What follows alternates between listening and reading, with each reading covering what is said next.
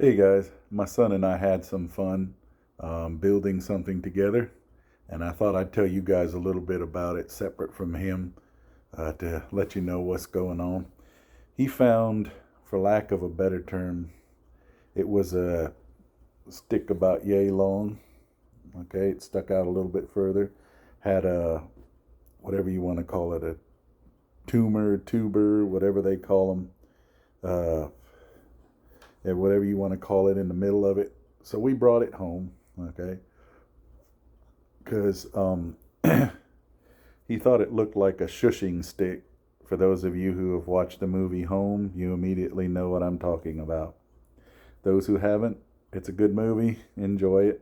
If you got kids especially, enjoy it. So we brought this home. We learned how to he and I worked a little with the resin together. We learned how to put it inside one of those electrical shrinks, where you heat them up and they shrink to about half the size. We put it in that.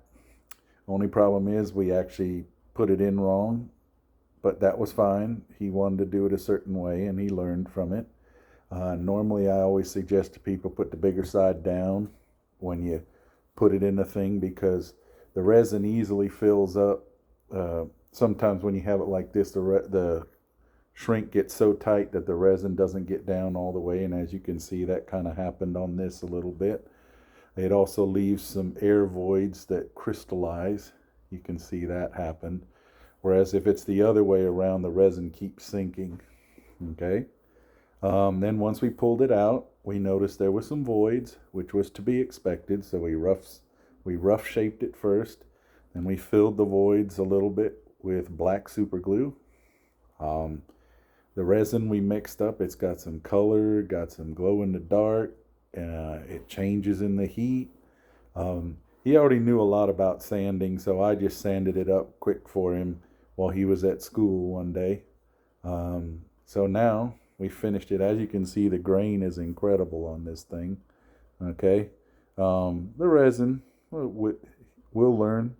We'll teach him, and he'll learn to do this stuff better, and he'll learn the tricks, the things you don't do because they don't work, and the things you do because they do work.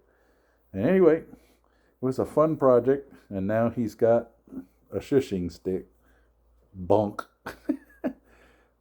So anyway, it was a fun build, and I got to teach him a lot. He's only 10, so he's still learning a ton.